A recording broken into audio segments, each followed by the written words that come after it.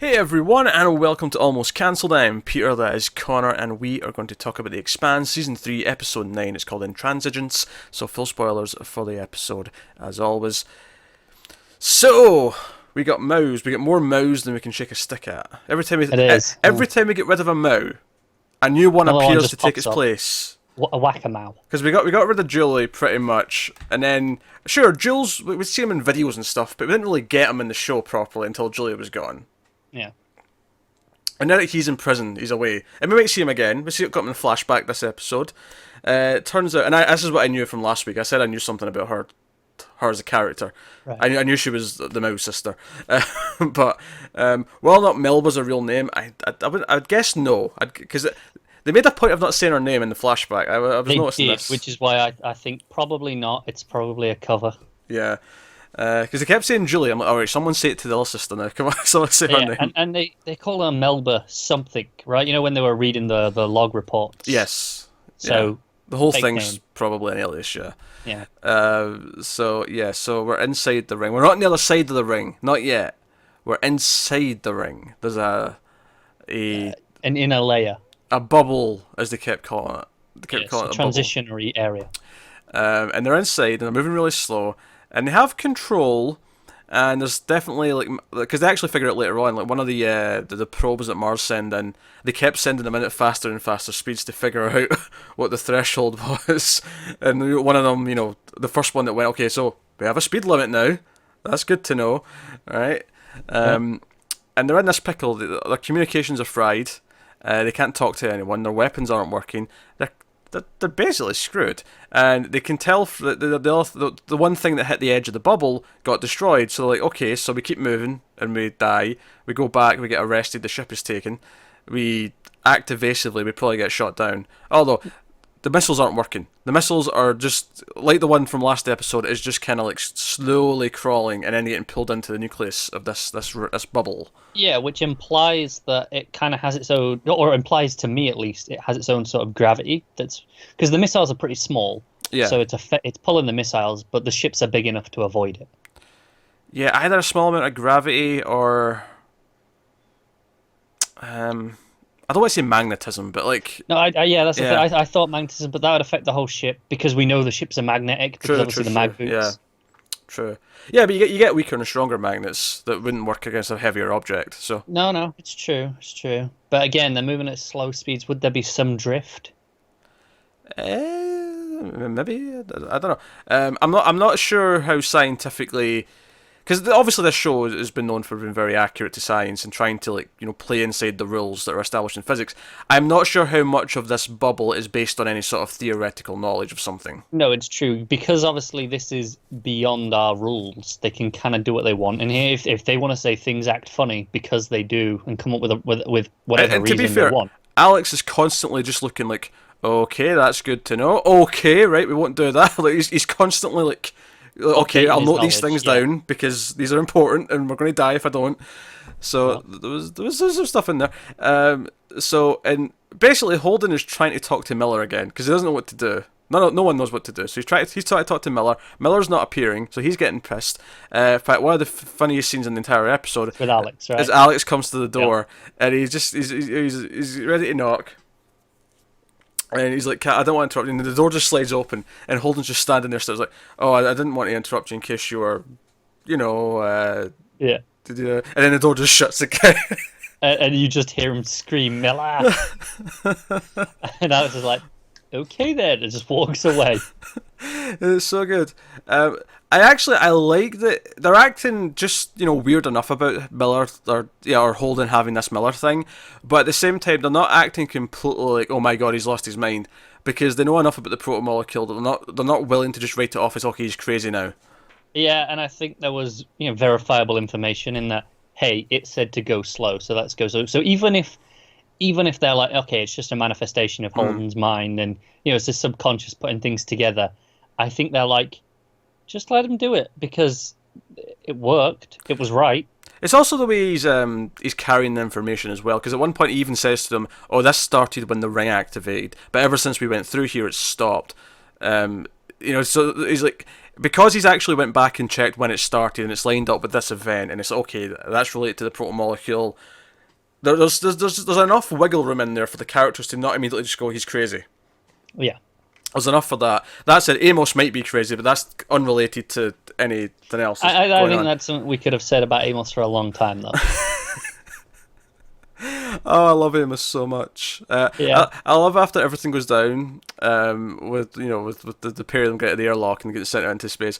I love that Holden's like, I wish you'd cleared it with me. He's like, oh, sorry, Captain. It's like, that's fine, whatever. But, yeah, I probably would have said okay anyway. I probably would have said yeah, but it would have been nice. The courtesy of just getting the word from me would have been nice, is all I'm saying. Yeah. So that was good. So it turns out actually that Cohen, he swapped out the thingy, but he didn't know what he was doing. He was just like, he thought it was just to get a back door into the system so they could like monitor more things. He's obviously been paid off, but not actually been told what this was for. Yeah, because he thought it was to get extra information that they wouldn't share for the documentary. Yeah, which implies that whoever, at least to me, whoever did this is involved in the documentary on some level. Like the producer credit sort of thing. Possibly. I could almost see it being like a Melba. Almost was like a hot tip from her. Like she should have contacted him and said, "Hey, like I've got extra info for you." Maybe through one of. I mean, we don't know where the funding for the documentaries come from. Maybe through one of the Mao companies. Yeah, that's a good point. Maybe Melba just set that whole thing up in the first place. Yeah, that's possible.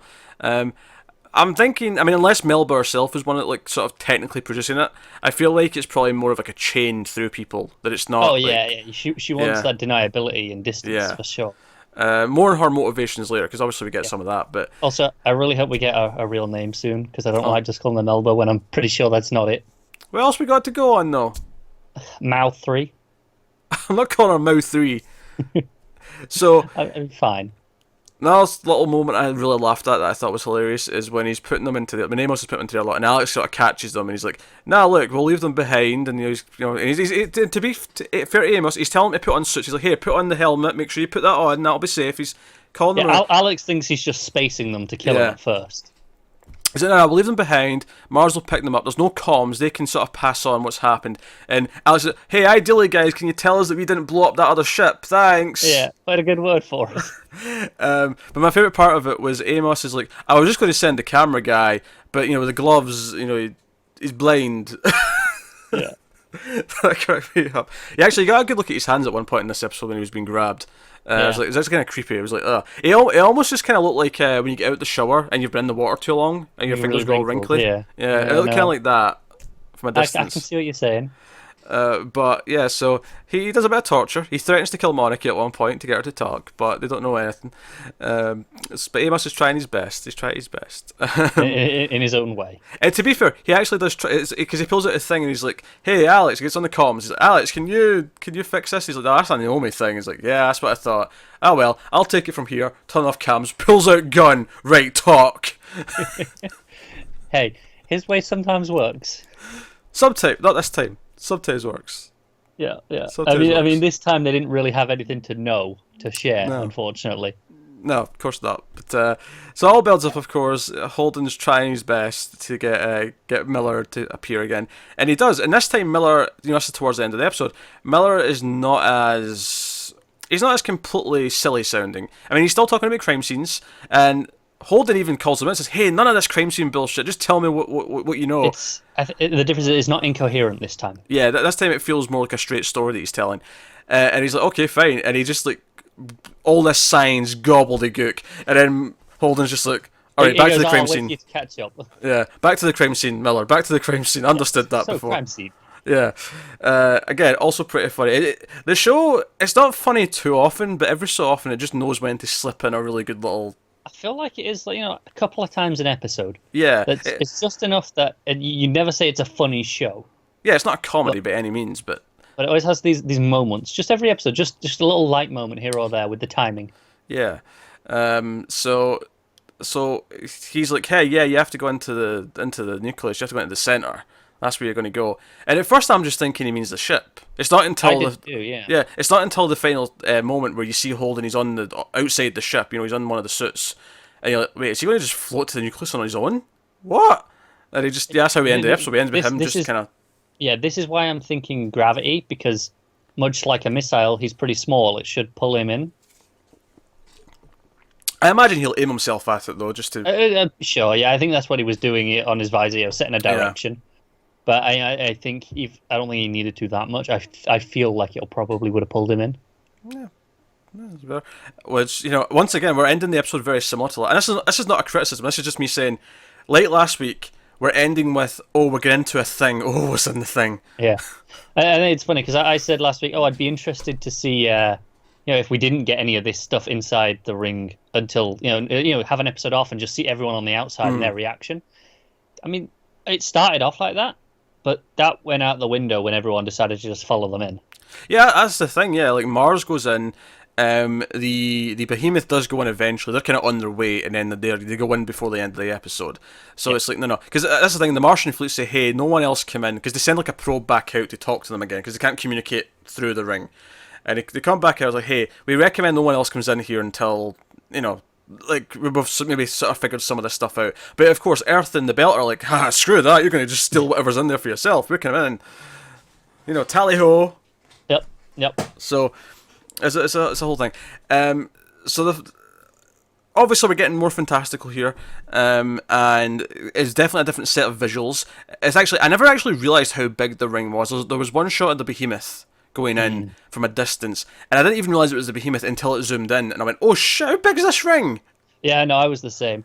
I think this is, it's such a different style that it maybe highlights where the effects budget sometimes is lacking, because usually this show's very good at its effects, but I think when you have like the ships going through the into the ring, and because it has such an unreal quality to it, it doesn't quite hold up with all the realistic elements.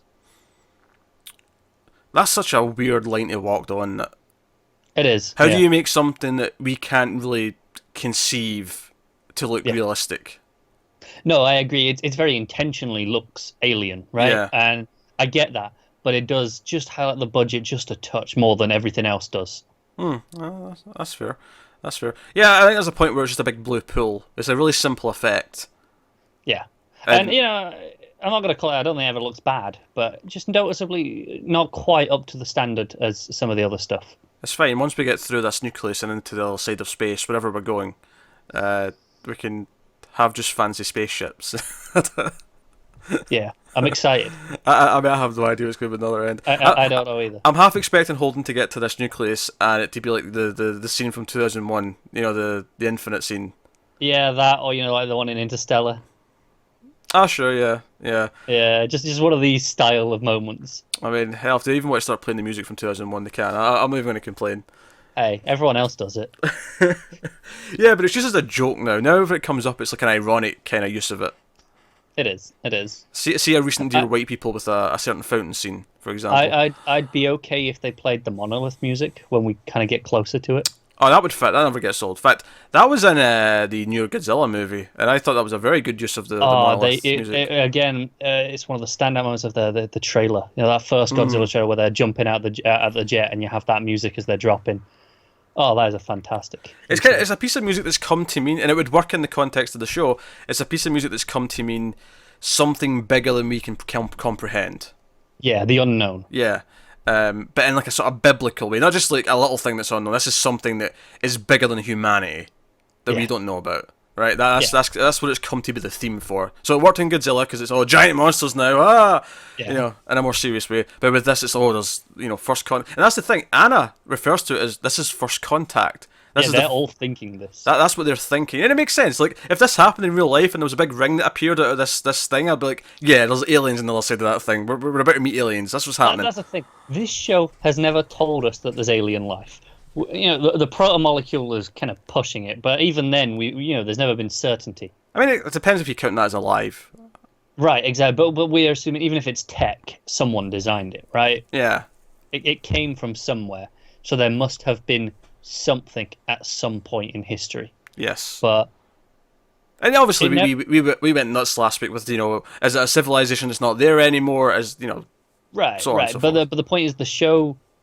It never went down the alien route for such a long time. even though we were dealing with this element of alien origin. I think that's what makes it special. It's been such a slow build to it. It's been such Yeah. a slow build, and it's unknown to all the characters, and they're thinking it because it's the natural thing to think at this point. Yeah, they're doing the same as us. They've put the Yeah. pieces together and gone, this feels like aliens. Which is good because it makes us relate to the characters, even though the vast majority, right, of people on Earth have never been into space, right? We still relate to all these characters because their mystery, their speculation of what might be on the other side of that ring is completely in line with us. It's completely Yeah. with us and how we're thinking about it. So we're along for the ride. So that's very neat. So you got that. Obviously, Naomi is, it's almost worth a little cheer moment actually when you realise she's going back to the ship. She's like, nah, I can't stay here. I particularly like the scene with Drummer when she's leaving. Yeah, small touch I really loved here is she lost her accent again for this scene. Ah, yeah. It's like she's been forcing to put it on for everyone Yeah, around yeah, her. because we had a little bit of a conversation as to whether or not she was putting it on to fit in or whether it had just come back to her. I feel like now she was kind of just, maybe not entirely, but she was playing it up. Yeah, to fit in. Because I like that. Ashford. He's a new character. Yes. I'm not remembered his name quite yet. Ashford comes out to talk to her because when he realizes she's still upset that the Rassia might have been destroyed, and obviously they find out from Mars that it's probably not destroyed. Because otherwise, why are they pursuing it? Right. Right. Yeah. Yeah. They're saying no. We're going after it. Again, it was reasonable deduction that lines up with what you would think, and he gives her this speech about, oh, you think it's worth going back, but don't let nostalgia kind of playing your memory. Like, you left for a reason, and it kind of backfires because, as she points out in the scene, she left the OPA long before she left the Rassi, and it was her leaving the Rassi to come back to the OPA, which was the nostalgia. That was her, remembering her time fondly as part of that group. It is, and I think it's interesting that maybe she can never quite go back to the Rassi because, Ashford wasn't wrong. She moved on. She was ready to leave for a reason. So, is there? She has to go to somewhere new. She can't just be part of the OPA, but she can't just be part of our, the Rassi crew. I'm not ready to jump to that. I see no reason to think she can't go back to the Rassi. I think No. I think she could, but I'm just questioning if it's possible. I think the fact that they even tease, oh, this is a job for Naomi, right? One of them basically says that earlier on in the episode. I think it's clearly saying that Naomi belongs with this group. She's part of that crew. And I feel like, there'll be bumps along the road. There always was. There always will be. But she's built such a family with those characters. To me, this is the end of her realising that. I don't think we're going down a path of her now being like, oh, I can't fit in here either. Oh, I need to go somewhere else. Yeah, fair enough. I think this is her going back to the crew and staying, unless otherwise forced. If she gets back there before something happens to the ship, because she's on her way. She's on her way in the little skiff. Yeah, obviously she can't contact them because their comms are down. Yes, she'll have to fix that when she gets there. I laughed at that actually because when Holden comes out, okay, what's the damages after they've been looking at it? Like, oh well, whatever they put in our circuits, like, oh, this is going to take an entire repair team, and I'm like, Naomi's got it. When Naomi gets there, she'll fix the entire thing. It'll be fine. I think alternatively, what might be more interesting is if they're potentially surrendering to the Martians, right? If the Martians catch them, and they're going, the Martians will take the ship back. But I wonder if it's possible. We say well, maybe they won't. Maybe the Martians will let them keep it, and maybe they repair it for them. As a gesture of goodwill, depending on what goes down coming up. Oh yeah, I think that highly depends on what goes down. I wonder if Bobby's on that ship. Is she vouching for them? Exactly. Yeah. I'm not ready to say that's going to be what happens, but depending on what actions take place, I think it's a possible outcome.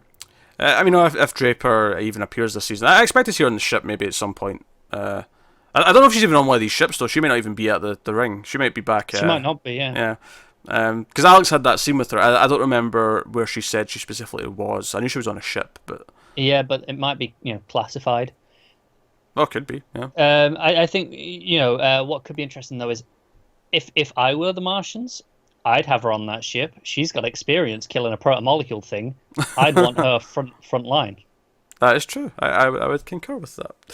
But yeah, Naomi's stuff was. I thought it was a heartwarming little subplot. I felt like her making that choice, and I especially like the scene with Drummer because Drummer kind of confronts her about it. She's locked the door down. It is like I didn't understand why I would do this. Like, who would desert us at a time like this? She calls it desertion. Yeah, and Ashford, she mentions that Ashford has told her to do this, Yeah, advised her to do this, and obviously he knew what was going to happen after he spoke to Naomi. It was specifically her he was thinking of. yeah, and obviously she says, you were going to leave without saying a word, and she's like, well, I was scared you wouldn't let me go, and that's when she unlocks the door. It's like, you underestimate me, and it's like, yeah, okay, they clearly care about each other. Like that's something we've seen before, and this is like a sort of bittersweet goodbye, but she respects that Naomi's making this choice. I think Drummer's, I think one of the things I said when Naomi came to this ship and we had Naomi here is like, okay, we've got one of our main characters here, so we care about this ship a bit more. I feel like they've done enough here with Naomi and Drummer that I think Drummer's now our character here. Drummer's now the one we're rooting for. She's enough here. to carry it. Yeah. Yeah. Drummer's clearly becoming a bigger character than she has been. First couple of seasons she was there. She was near Johnson. She was mostly just background though. Yeah, she had a small bit. She had that episode with Naomi, of course, and she's had her moments. But it feels like she's kind of growing into something, which is nice to see. It's nice to see a smaller character become something bigger. Agreed, yeah. So that's really cool. But no, it was heartwarming. So we had Anna on the ship, on the Earth ship, which is going to go into the ring as well. Yeah. Isn't in yet. It's evacuating all the non-military personnel. Yes, because it might be dangerous. All the non-military personnel are getting shifted back. It's pretty reasonable. Anna, however, talks this other woman whose name I did not quite catch, another sort of prodigy character, a rich prodigy who basically blackmailed their way into staying because the EXO was going to retire and take a job with her father's company or something like that, and Anna kind of like, okay, can you kind of wrangle this for me as well? And what I liked is there's a priest that's been with her, right? And he was also sort of saying how disappointing it was that they were going to have to leave. And then she's like, hey, we don't have to leave. I got our place. And he's like, no, I kind of want to go. Like, God's not here with us. All talk. And yeah. I think the line that sticks out is he's like, no, I have a family. Yeah, that stuck. Because a big thing with Anna's character, even before this plot line, was, oh, she should be going back to her family. And her wife and her daughter want her back. And she keeps not going. And here she specifically makes a choice to go into dangerous unknown territory instead of going back to her family. And she leaves that message for her wife. She's like, okay, by the time you get this, I've already went through. I won't be able to contact you again until I come back out. And did she even send it? Because obviously she cuts off before she finished talking. I wasn't sure if it was just no, I can't do this. I can't send this message. I don't know. I don't know if it's she's like, oh, that was bad. I'm going to do another 10 takes of it before I get the perfect message, or if it is just a case of I'm just not sending it, or she sent that exact one because it ended very abruptly and kind of without an ending. It was kind of just, it did, yeah. So I think it's interesting because it paints her as kind of selfish, right? That's the point with the other woman that she's with. When she's like, why do you want to stay? Why do you want to do this? And, she starts off like, oh, it's a miracle. It's all this big... And, and ultimately she kind of gets after it because, no, she wants to experience this for herself. Yeah, and I don't think that's selfish in and of itself. Maybe lying about it and pretending that it's something she has to be there for or, anything like that. It reminds me a lot of Alex, actually. Remember Alex had his thing with his family where he sent the message back saying, hey, I've kind of realised that I this is the life for me. Like, out here doing this. This is what gives me purpose. Now, Anna clearly loves her wife and kid, right? She clearly does, right? It's definitely a good, loving relationship. And even a Vassarala to an extent, where a Vassarala, she's got her husband, but so often she'll have to spend time away from him because she's so dedicated to her purpose or job or mission. And we see a glimpse of her at one point. She's doing an address to the I don't want to say nation, the solar system. Yeah. All when she's recalling all the non-military personnel, and it's like, hey, stuff's going down. Yeah, which I think will probably be the extent of what we get of Vassarala. This plot line. There's just little bits like that. Yeah, no, I agree. I don't think there's anything she can do until there's some concrete information for her. Yeah, I think we're going to be focusing on the people who are at the ring and going through the ring and whatever we're doing with that stuff. But no, it was interesting from Anna's and I think her having this thirst to actually go through with this and actually meet something because it almost sounds like, okay, she's been religious all of her life and she's believed in these things, but she wants some kind of concrete, not proof of her religion, but something magical almost. No, I agree, but like I said, I do think it is selfish because like when the priest says, no, I've got a family. she doesn't even think twice about her. Like she doesn't react to she doesn't come back with so have I. She kind of just brushes over it. I She does disagree. go to send her message after. No, I but- disagree that she doesn't react. I think that's an incorrect statement. Okay. The look in her face when he says that is there. It's in there. Okay, she doesn't respond. It would have probably been a better. Yeah, there's a reaction to it though. That sentence hits her. You can see it in her eyes. It does, but it doesn't. It doesn't phase her enough to think about changing her mind. Not to change her mind, but I think that's what prompts the message back. That's what prompts it. Oh shit! I should probably send something. That up until this point, she's not even been thinking about that. But I think that's the line that stings as soon as he says that. So, so that stuff's interesting. She runs into Melba a couple of times, who's also because all these engineers are leaving as well, but she's staying behind. She has a couple of moments where she's like, "Hey," because they're clearing out the guy's locker from last episode who she killed. And it's like, "Hey, show some respect," and it's like, she is definitely feeling guilty about that as well. Yeah, especially since he wrote a really nice report about her. It's like, oh yeah, she's unexperienced, but there's a lot of potential. She's worth maybe training.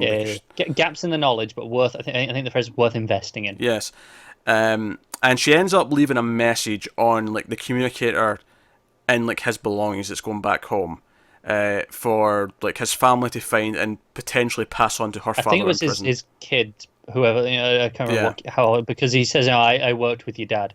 Yeah. And she's like, hey, and that's the thing. Obviously, a lot of her scenes prompted us into these flashbacks. They explained who she was.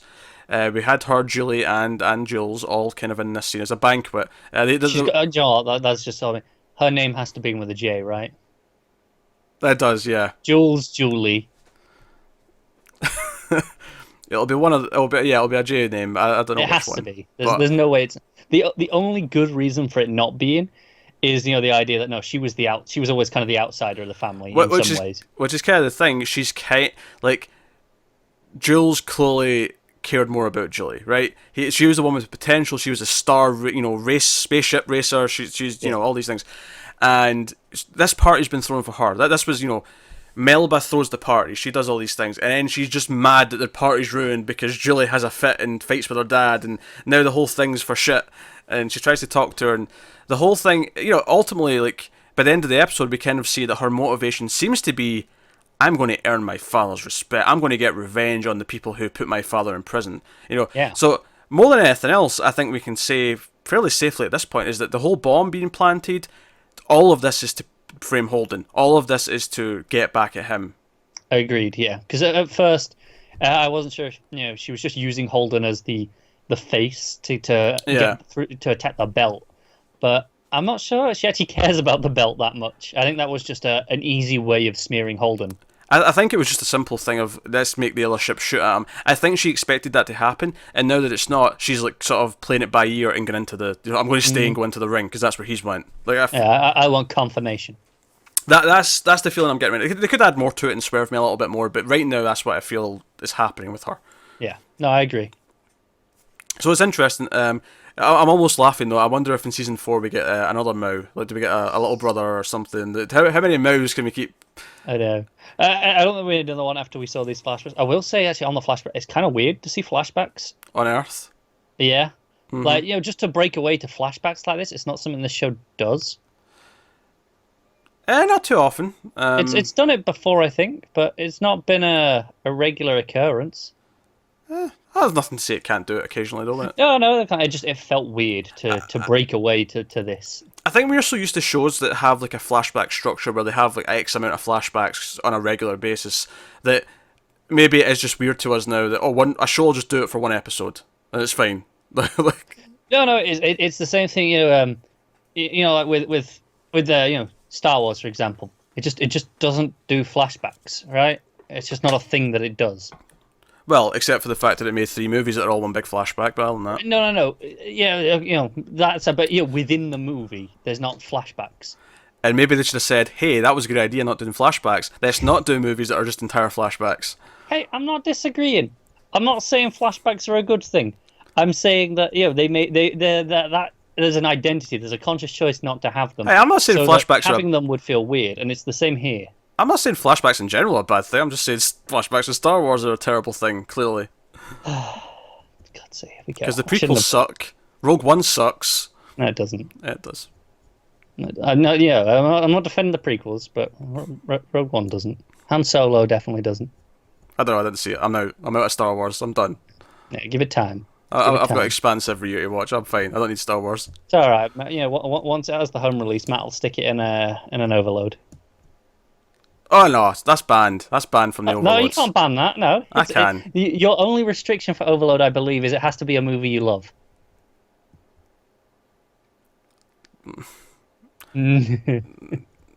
Some new rules can always be put in place. Amendments Yeah. can be made. So, yeah. So yeah, Melba's on the hunt. Is basically that's the Yes, yes. yeah.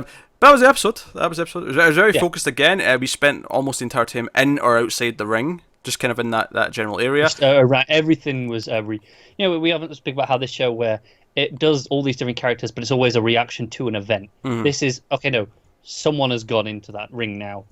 What do we do? What's the reaction to that? That is this entire episode. It's just reacting to that event. Yeah, everything's about that. Obviously, the Behemoth goes in towards the end. The Earth ships are, about to go in. So we're really getting into the gritty of this. And I'm expecting... this show's never really done trippy before, but if it's going to do trippy, I feel like the next Now's the episode's time. the one Yeah. that's going to be trippy. Yeah, yeah. Be And- interesting to see. Yeah, and what happens, does Naomi get to the ship, meets up with the other guys, and they're like, oh shit, we have to go save Holden, because they don't, they're like, well, Holden's just floating into the middle of this thing, what's going to happen when he gets there?